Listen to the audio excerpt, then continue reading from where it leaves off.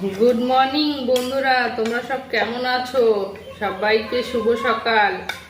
আর এই দেখো, আমি সকালবেলা আম তেল নিয়ে বসেছি।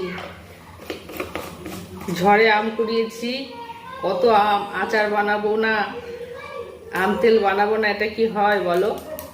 তো দেখো, এক শিশি, ছোট এক শিশি ভরে নিয়েছি। এই যে এখানেও আছে অনেকটা, এই যে আম তেল। আম ভেজে নিয়েছি। এখানেও দেখো শুকনো লঙ্কার আম আছে। এই পুরোটা বড় শিশিতে ভরে দেব। পাঞ্জাব যাবে মেয়ের বাড়ি, পরোটা দিয়ে আম তেল দিয়ে খাবে।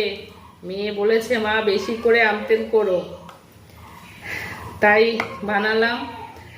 তো গরম গরম আলু সিদ্ধ ভাতও কিন্তু হেভি লাগে, আর বিকেলবেলা চায়ের সাথে একটু মুড়ি মাখায় আম তেল দিয়ে মাখলে হেভি খেতে।